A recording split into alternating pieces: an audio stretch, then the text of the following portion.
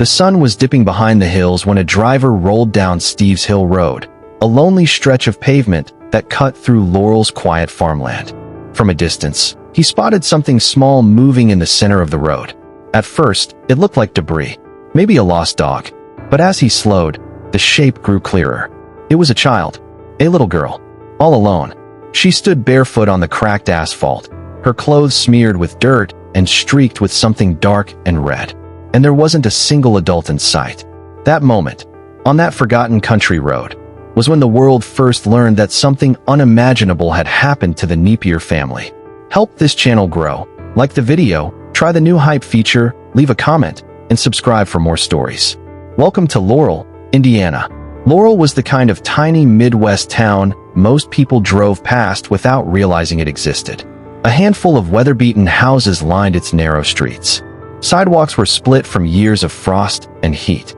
Yet, despite the decay, Laurel had an old-world calm you couldn't find in cities. Rolling hills, ancient forests, streams so clear you could see stones glittering beneath the surface. Most families had roots here stretching back generations. Outsiders rarely moved in, and nearly everyone had grown up alongside the same neighbors since childhood. According to the 2010 census, only 512 people called this rugged little town home.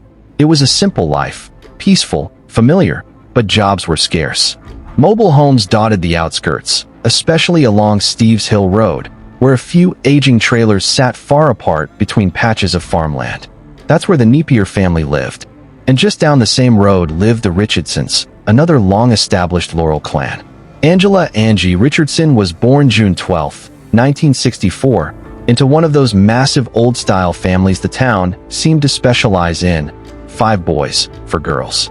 Her roots in Laurel went all the way back to her great-grandfather, who settled there in the 1930s and raised 6 children of his own.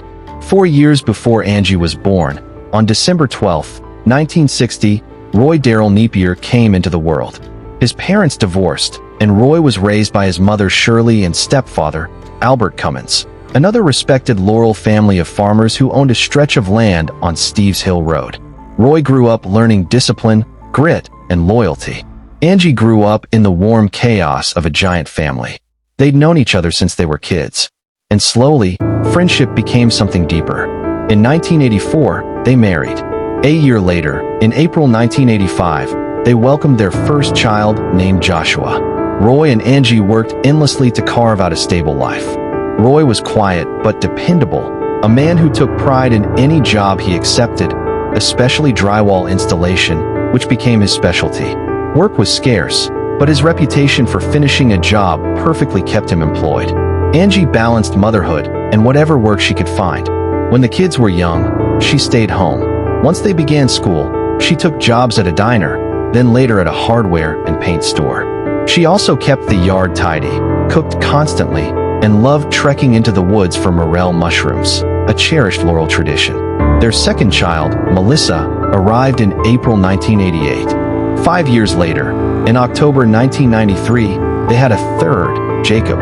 Money was always tight, but the Nepiers were close-knit, resourceful, and determined. Roy watched football, played poker with neighbors, and loved hosting friends.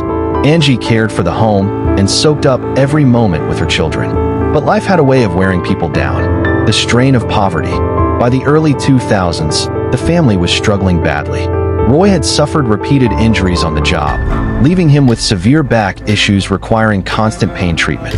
Eventually, he became disabled, unable to work at all. With 3 kids, no savings, and bills mounting, Roy turned to the one person who never failed him, his mother, Shirley Cummins. She owned plenty of land along Steve's Hill Road and helped Roy acquire a trailer right beside her house. Being close meant she could help with the kids and support the family. Even with that blessing, life inside the cramped trailer grew tense. Money shortages led to arguments. Roy's disability weighed on him mentally. Angie felt suffocated and eventually moved into another trailer a short walk down the road. But she never truly left the family. She came over daily, cooked, checked on the kids, and remained close to Roy. They didn't work as a married couple, but somehow worked better as friends. Eventually, Angie met someone new, Jim Wilson, a a man from Decatur County, nearly 3 hours away. She moved in with him, but still drove back to Laurel constantly to see her children and grandchildren. Jim didn't like those visits, but nothing could stop Angie from being present for her family. The kids matured. Melissa earned her nursing certificate. Joshua and Jacob took jobs to help support the home. And in 2008, Melissa, at age 20, gave birth to a daughter, Sierra. The little girl became the heartbeat of the Nepier clan. Even when Angie and Roy couldn't make their marriage work, Sierra kept them united. But the financial strain never eased. Roy's pain medication, prescribed for real injuries, began drawing the attention of people who wanted the pills for the wrong reasons. He started quietly selling small amounts to scrape together extra money for the family. It wasn't legal. It wasn't safe. But in rural Indiana, opioid desperation was everywhere, and the Nepiers were drowning. No one imagined this choice would doom the entire family. September 25, 2011, the day everything crumbled. Around 1:30 p.m., the driver spotted the tiny, blood-stained girl walking alone near the cemetery. When he approached, she couldn't stop crying. Her hair was tangled, her clothes soaked with blood that wasn't hers. When he gently asked where her mother was, the little girl whispered, "My mommy's dead." The man immediately called 911. Police rushed to the scene. Laurel only had one road in or out, so the area locked down quickly. The child was soon identified as 3-year-old Sierra, granddaughter of Shirley Cummins. Shirley hurried to the cemetery. When she saw the child, her heart nearly stopped. Sierra repeated what she had told the driver. "Mommy, Grandma, and Grandpa are dead." Shirley refused to believe it, but the truth was waiting just up the road. Police entered the trailer. Officers drove straight toward the Nepier trailer. Before they could reach it, they saw a man darting through the bushes nearby. When ordered to stop, he bolted into the woods, vanishing almost instantly. Moments later, police found an abandoned vehicle registered to a local man, Dustin Lane, now a person of interest. When officers finally stepped into the trailer, they froze. Blood covered the tiny living space, spattered across walls, pooling on the floor. In the living room lay 2 bodies. Farther inside lay 2 more. For people, 2 men, 2 women, all shot, all dead. Laurel had never seen anything like it. Victims inside the trailer. Based on early information from Sierra, the victims were believed to be Roy Nepier, 50, Angie Nepier, 47, Melissa Nepier, 23, Jacob Nepier, 17. But something else was waiting outside. A trail of blood led officers away from the home. Following it, they found a 5th body, an adult male lying face up in the dirt, his face beaten beyond recognition. His pockets still contained a wallet. Henry Smith, the family's neighbor, known for helping the Nepiers and playing with the kids. Sierra later said Henry helped her escape before he was killed. No guns were found. All 5 deaths were ruled homicides. The killer was still out there. Schools locked down. Parents ran to pick up their children. Police swarmed the countryside. Reporters flooded Laurel within hours. And as detectives sorted through the chaos, one piece of evidence changed everything. A bloody athletic shoe print near the door. A shoe print that matched the tread of the sneakers worn by one man, Joshua Nepier. Chaos rippled through Laurel as word spread. 5 bodies. A missing child found wandering alone. And a killer somewhere nearby. Rumors exploded instantly. Some said it was a robbery. Others whispered about drugs. But police weren't dealing with theories. They had evidence. And that evidence pointed straight at someone no one expected. The older brother. The firstborn. Joshua Nepier. Joshua's name enters the case. When detectives examined the scene, they found a single bloody shoe print near the front door. The tread pattern was distinctive. Deep horizontal ridges with a broken curve near the arch. That print matched the shoes often worn by Joshua. Police searched for him across the property. Hours passed. No sign of him. Then they expanded the perimeter. Still nothing. Fearing he might also be dead, or the killer, they issued an emergency alert. Search for Joshua Nepier.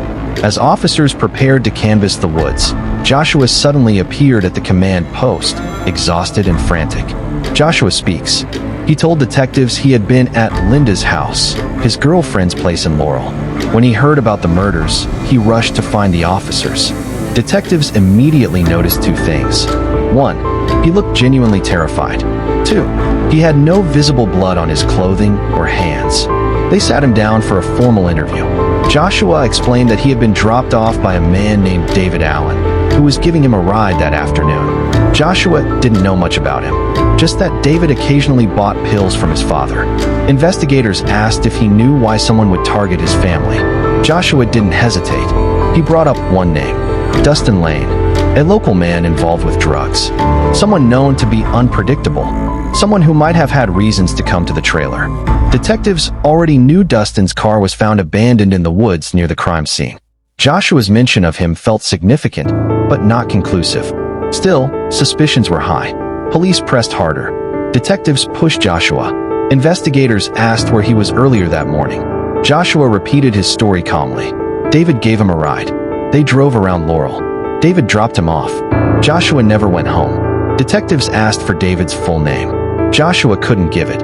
He only knew him as Dave or Alan. In a town like Laurel, there were plenty of Daves. Then police asked about his shoes, the ones matching the bloody print. Joshua said he didn't have them anymore. They were old.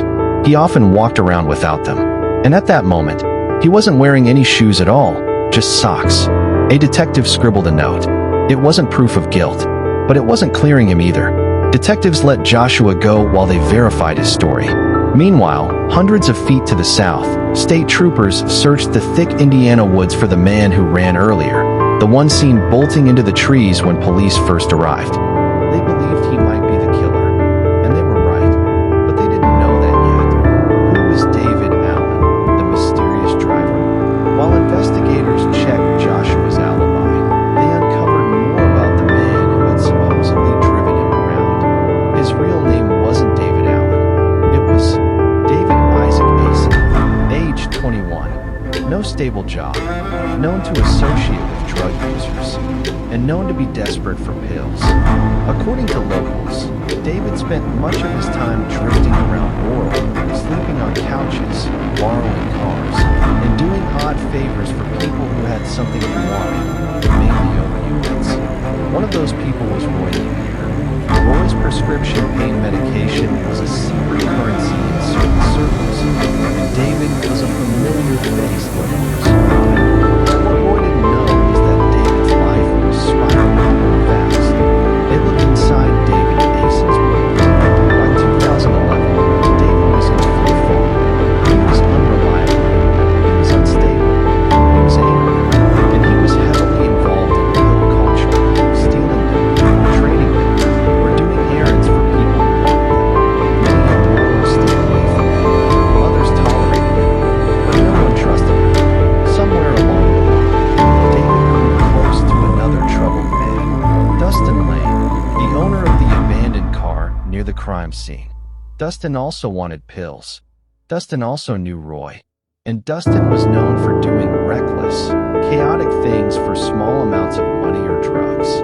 When detectives connected the dots, David, Dustin, pills, the Nepiers, everything pointed toward a dangerous mix. But they still didn't have direct proof. Then a breakthrough came. A witness steps forward. A teenage boy from the area told police he saw a man that morning near the Nepier trailer. The man was wearing dark pants, carrying a long object, moving quickly toward the home. The boy thought nothing of it at the time. When he later heard about the murders, he realized what he had seen. Detectives asked him if he recognized the man. He nodded. He said it looked like David Asen. The timeline was tightening. The circle was closing. But the biggest shock wasn't David's possible involvement. It was the reason behind the killings. The unthinkable motive emerges. While detectives continued interrogations, a horrifying possibility surfaced. The Nepier family may have been murdered over pain pills. Roy's injury-related prescriptions, meant to help him survive his daily pain, had turned into the family's financial lifeline. He sold small amounts quietly, never wanting his kids to know the truth of how bad things had gotten. But word spread, and people like David and Dustin grew increasingly desperate. According to the early investigation, the killers weren't there for revenge, not for personal hatred, not because of long-standing feuds. They were there for pills, a small stash, A few bottles, just enough to get high or make a little money. And to get them, they massacred nearly an entire family. Meanwhile, Sierra's story becomes crucial. 3-year-old Sierra, traumatized, exhausted, covered in dried blood, became the key witness. She told police. Men came into the home. She saw guns. She saw people fall. Henry picked me up and carried me. Henry told her to run. She ran until she reached a road.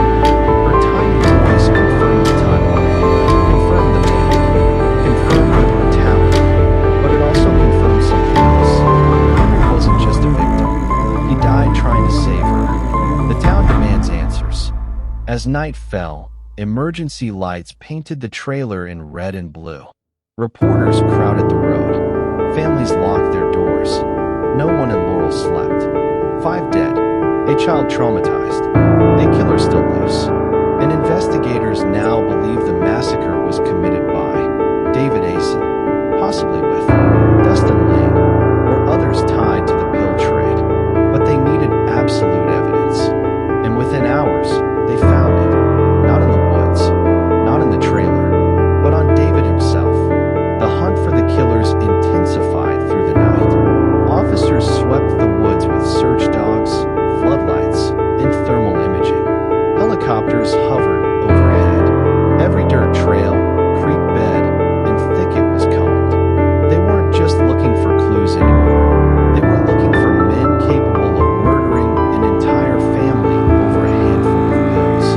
And then, out of nowhere, a call came in. "We've got someone." They find David Asen. It was early morning when officers spotted a figure stumbling along a remote country path several miles from the Nepier trailer. He was filthy, shaking, and looked like he hadn't slept in days.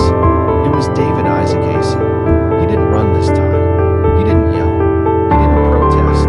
He simply raised his hands. Detectives noticed injuries right away. Scratches down his arms, mud caked into his shoes, and most importantly, a smear of dried blood on his pants. He claimed he got it in the woods, and investigators didn't buy that. David was arrested on the spot. Inside the interrogation room, David slumped in his chair, head down, barely speaking. When detectives pressed him about the murders, he mumbled, "I don't remember it." He insisted he blacked out. He insisted he was high. He insisted he didn't kill nobody. But detectives had already matched his timeline, witness sightings, footprints, and physical evidence to the crime scene. They pushed harder. Why was there blood on your hands? Why were you running? Why was Dustin's car abandoned in the woods? David's answers shifted each time. Excuses, confusion, vague comments about the other. He mentioned Dustin, but not clearly. He mentioned the Nepiers, but said he was just stopping by. He mentioned pills, then stopped talking altogether. The more he tried to talk, the worse he made things. And then came the slip-up. David accidentally reveals the truth. After hours of questioning, David muttered something detectives would never forget. "I didn't mean for everybody to get hurt." Those words changed everything. It was the closest he had come to admitting involvement. Detectives leaned in. They asked him to explain. David locked his jaw, stared at the table, and refused to say another word. But the damage was done. He had partially confessed. Next target, Dustin Lane. With David in custody, the search turned to Dustin Ray Lane, the man whose car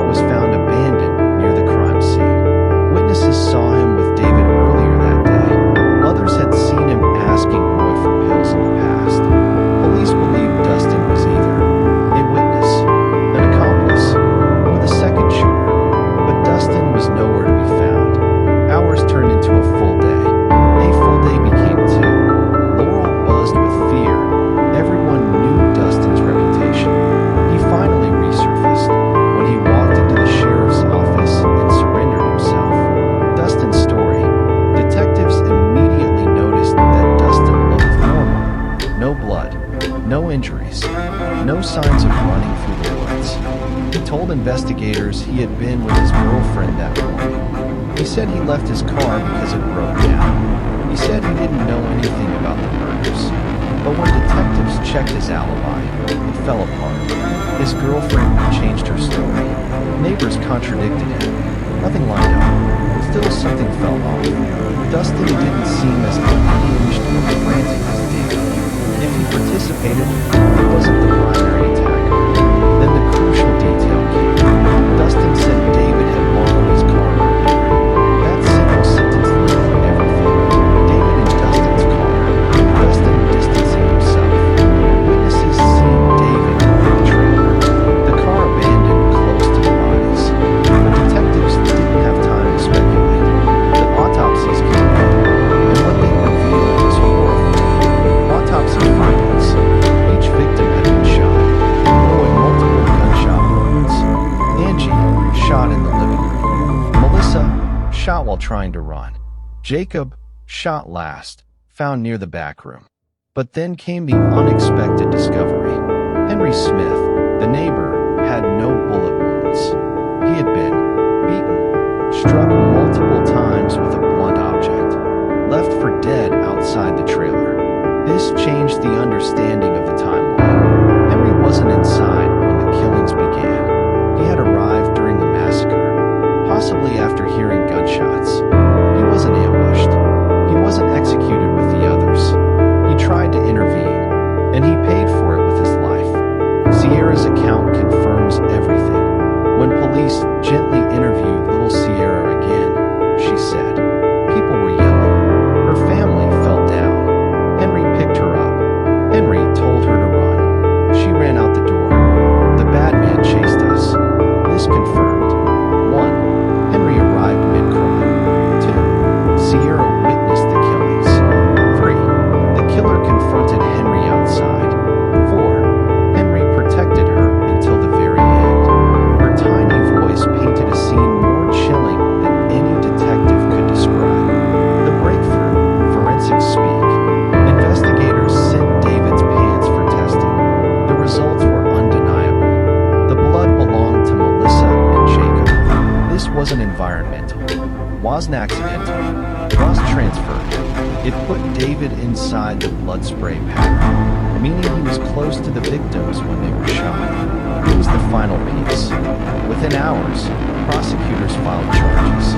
Charged with 5 counts of murder. David Isaac Mason was formally charged with 5 counts of murder, felony burglary, felony robbery, felony criminal confinement for Sierra. Dustin Lane was charged with aiding in robbery, conspiracy, assisting Mason before the murders. He was not charged with murder. Why? Because forensics placed David at the center of the killings and placed Dustin in a supporting role. It was all over for David, or so it seemed. The next phase, the court proceedings, would reveal even more shocking information about what actually happened inside that trailer. The arrest brought a wave of relief to Laurel, but the deeper investigators dug, the clearer it became. This case wasn't just about murder. It was about desperation, addiction, poverty, and one man's violent unraveling. The courtroom would reveal everything. The legal storm begins. David Asen's defense crumbles immediately. When prosecutors laid out the charges, David's public defender quickly realized the case was overwhelming. Forensic blood on David's pants, witness sightings, Sierra's account, footprints, Dustin's statements, contradictory lies from David. Even in the early hearings, David seemed disconnected, sometimes confused, sometimes smirking, sometimes withdrawn. His behavior only strengthened the prosecution's argument that he was unstable and dangerous. The judge ordered him held without bond. Dustin Lane's situation was different. Dustin wasn't the shooter, but he wasn't innocent either. Phone records and witness interviews proved. He helped transport David. He knew David planned to get pills. He provided the vehicle. He fled the scene afterward. He lied repeatedly to investigators. His lawyer tried to argue he didn't expect violence. Prosecutors countered.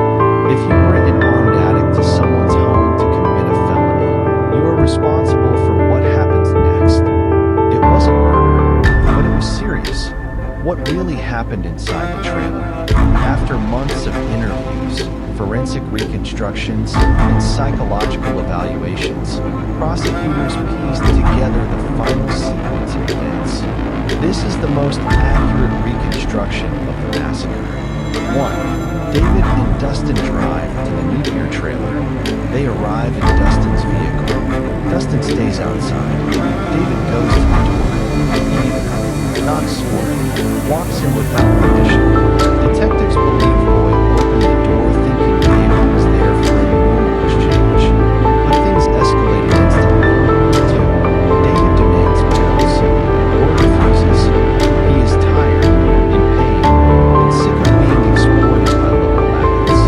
Witnesses later said David had been angry earlier that week, ranting that Roy was holding out.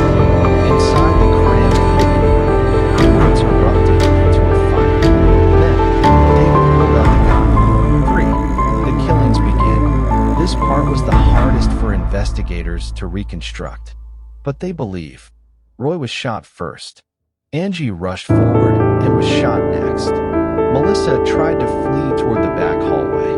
Jacob attempted to enter the living room and was shot near the bedroom entrance. Each victim died within seconds of one another. There was no chance to escape, no chance to hide, no chance to call for help. 4. Sierra witnesses everything. At only 3 years old, Sierra saw the flashes, heard the screams, watched her world collapse in front of her. She told investigators she hid behind furniture. She said she covered her ears. She said she cried quietly because the bad man was loud. 5. Henry hears gunshots. Henry Smith, the family's neighbor, was outside when the violence started. He knew the Nepiers well, often checked on them, played with Sierra, helped Roy with odd jobs. When he heard the first gunshot, he didn't hesitate. Henry ran straight toward the trailer. He wasn't armed. He didn't think. He just ran to save them. 6. Henry's final moments. Henry burst into chaos. He saw Sierra crying. He saw bodies. He saw David.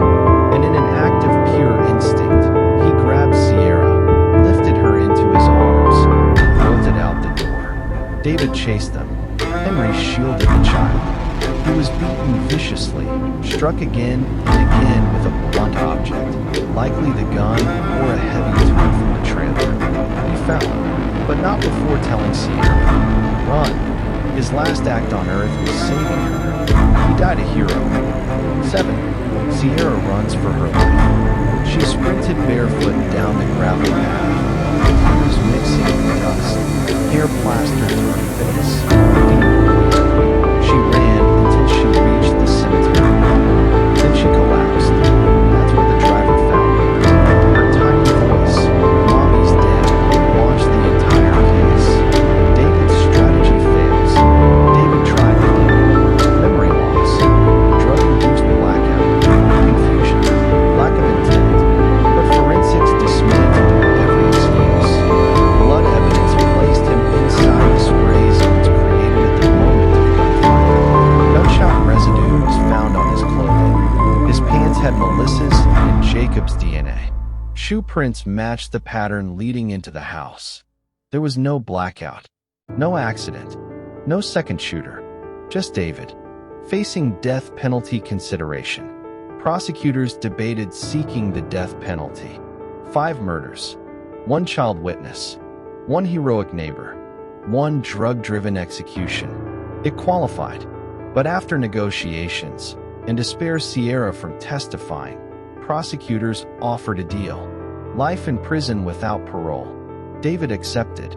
Dustin avoided a murder conviction but still received a severe sentence for aiding burglary, aiding robbery, helping transport David, lying to investigators, facilitating the crime.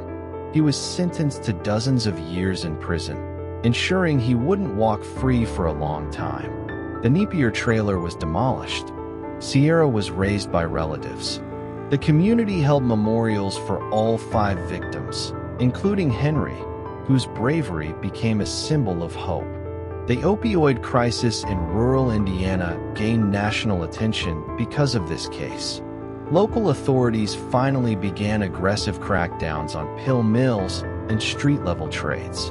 Laurel would never be the same, but one truth remained. A little girl survived because one man gave his life protecting her. If you have finished watching, you are a real fan of true crime. Subscribe to the channel, turn on the bell notifications, and put the like. See you in the next video.